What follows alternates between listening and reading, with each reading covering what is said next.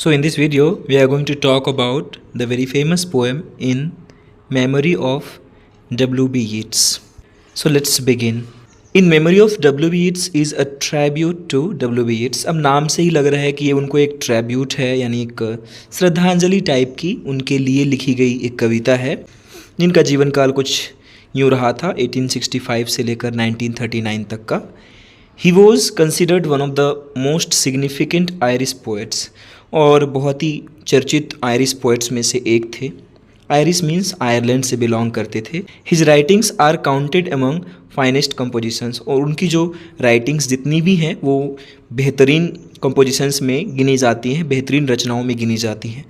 W.H. Auden speaks of his legacy in English language and literature. मतलब उसकी legacy की बात करते हैं कि कितना बड़ा ओहदा है उनका इंग्लिश लैंग्वेज और लिटरेचर में. चूँकि इसे W.H. Auden ने लिखा है तो स्वाभाविक है उन्हीं का एक परसेप्शन है. He also describes his tremendous literary gift and silly ideas as well. और उन्होंने जो तोहफ़ा दिया है इंग्लिश लिटरेचर को, और उनके कुछ आइडियाज़ जो हैं, हालांकि कुछ बचकना भरे भी आइडियाज़ हैं, कुछ बेवकूफ़ी भरे भी आइडियाज़ हैं, बट जो भी हैं एक तरह से वो एक तोहफे की तरह है इंग्लिश लिटरेचर और लैंग्वेज के लिए. He discusses the role of a poet in a society, और साथ ही वो एक पोएट का क्या रोल होता है एक सोसाइटी में, एक समाज में, उसकी भी चर्चा करते हैं. He insists that poetry can't do anything physically. वे इस बात पर जोर डालते हैं कि पोइट्री फिजिकली तो कुछ नहीं कर सकती है, but it can turn suffering into Joy. लेकिन ये दुख को सुख में बदल सकती है, यानी बुरे वक्त को एक अच्छे वक्त में तब्दील कर सकती है. It was written after the death of W.B. Yeats in 1939, यानी 1939 में जब डेथ हुआ W.B. Yeats का, उसके बाद इसे लिखा गया. एंड पब्लिश्ड इन 1940, और एक साल बाद 1940 में ये पब्लिश हुआ इन हिज कलेक्शन, जो कि उनकी कलेक्शन थी अनदर टाइम, उन्हीं में ये पब्लिश हुई थी. It is remembered as one of the finest या one of the most famous elegies of the 20th century. और ये एक एलेजी है, चूँकि किसी के याद में, किसी के मेमोरी में लिखा गया है इसे, तो स्वाभाविक है कोई जो मर गया उसकी याद में तो एलेजी ही लिखी जाएगी, दुख भी प्रकट किया जाएगा उनके लिए जो अब इस दुनिया में नहीं रहे. एलेजी का मतलब शोक गीत होता है. Yeats died in the middle of the winter, और विंटर के बीच में यानी विंटर सीजन के दरमियान उनकी डेथ हुई थी. So everything looked like monuments. सब कुछ ऐसा दिख रहा था मानो कोई जो है, जो कह सकते हैं रिमेन्स की तरह, यानी सब कुछ एक टूटा फूटा जो है अवशेष सा लग रहा था, क्योंकि बर्फ़ों से ढका होता है, सब कुछ सफ़ेद सफ़ेद दिखता है. He was on his sick bed, और बात करते हैं जब उनके आखिरी कुछ समय की, जो कि जिस टाइम पे वो सिक बेड पे होंगे, अपनी मृत्यु की सैया पर होंगे, यानी आखिरी पल बिता रहे होंगे. But nature had no change in its appearance. लेकिन वो कहते हैं कि वो उनकी डेथ तो हो गई, बट नेचर में कुछ भी नहीं बदला, सब कुछ वैसा का वैसा ही है. Peoples mourning everywhere. लोग जो है हर जगह दुख मना रहे हैं, शोक मना रहे हैं. इंश्योर्ड दैट, और ये बात अपने आप में दिखाती थी कि he would live for ever, कि वो हमेशा के लिए ज़िंदा रहेंगे इन देयर हार्ट्स, उनके दिलों में. इन हिज फाइनल डेज, उनके आखिरी के दिनों में, he was surrounded with hospital workers. वो जो है हॉस्पिटल वर्कर्स से घिरे पड़े होते थे, यानी चारों तरफ स्वाभाविक है वहाँ पर हॉस्पिटल में सिक बेड पर, डेथ बेड पर वो बहुत सारे हॉस्पिटल वर्कर्स होते होंगे. His body parts were not with his as they were turning against his will. उनके बॉडी पार्ट्स भी उनके साथ नहीं थे, क्योंकि स्वाभाविक है डेथ के टाइम पे जो है बॉडी फ्रीज कर जाती है, आपके अकॉर्डिंगली बॉडी मूव नहीं करने लग जाता है. ये सब काफ़ी कॉमन है. As his health was failing, क्योंकि उनका स्वास्थ्य भी जो है बिगड़ता जा रहा था. हिज माइंड वेंट ब्लैंक, उनका मन बिल्कुल खाली सा होता जा रहा था. एंड क्वाइट, और बिल्कुल शांत भी. And then his nerves and blood stream stopped working, और फिर अचानक से उनकी नर्व्स ने और ब्लड स्ट्रीम यानी ब्लड का फ्लो भी बंद हो गया. नर्व्स यानी ब्रेन ने काम करना बंद कर दिया. He died physically but he lived in people's appreciation and emotion. वो कहते हुए शारीरिक रूप से तो इस दुनिया में नहीं रहे, शारीरिक रूप से ख़त्म ही हो गए वो शारीरिक रूप से, लेकिन but he lived in people's appreciation, लोगों की प्रशंसा में, लोगों की सराहना में, एंड इमोशन, और लोगों की भावना में वे हमेशा जीवित रहे. His admirers would never forget him, उनके जो प्रशंसक है उन्हें कभी नहीं भूलेंगे।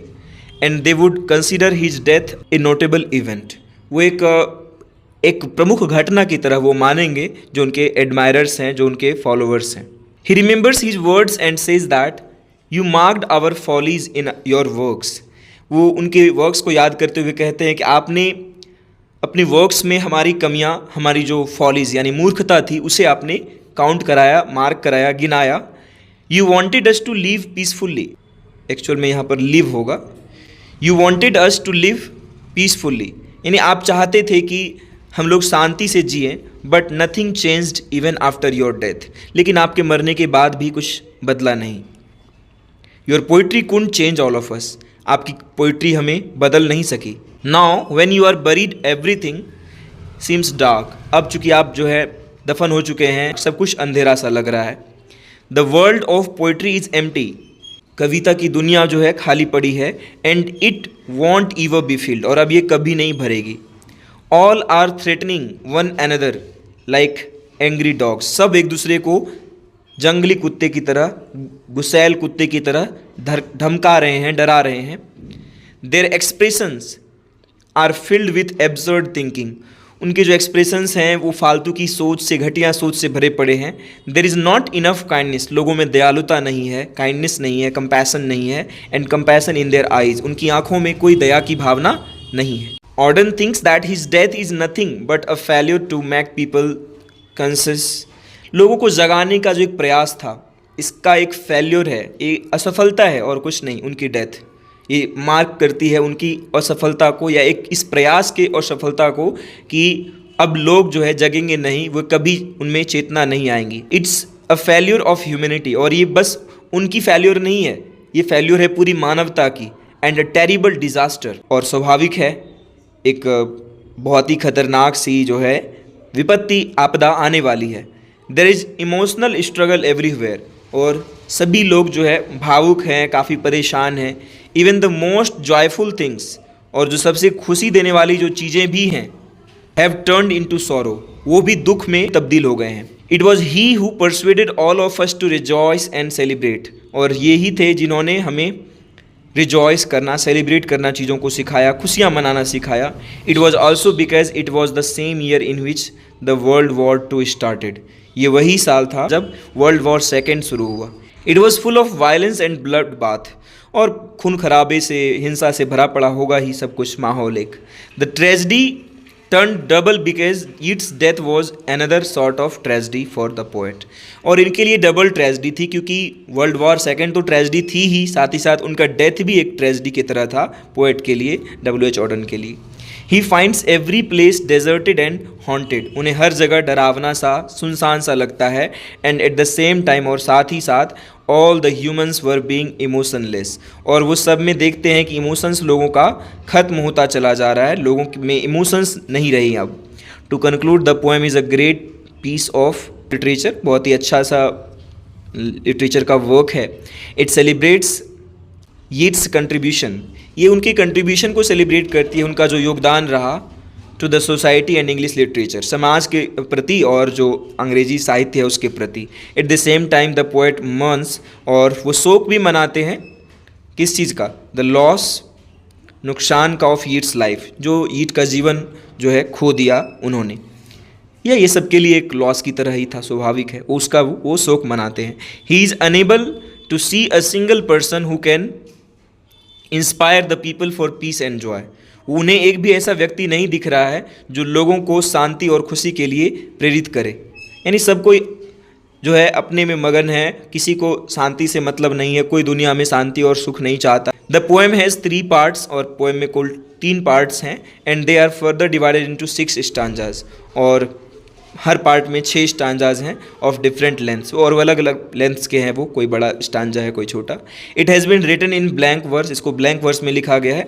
As it has no rhyme scheme, और इस वजह से इसमें जो है कोई राइम स्कीम नहीं है। Overall the poetry has a remarkable importance, इसका एक उल्लेखनीय महत्व है। एज इट रिमाइंड्स अस, क्योंकि ये हमें याद दिलाते हैं, one of the greatest poets, हमें बताते हैं उन महानतम कवियों में से एक W.B. Yeats के बारे में।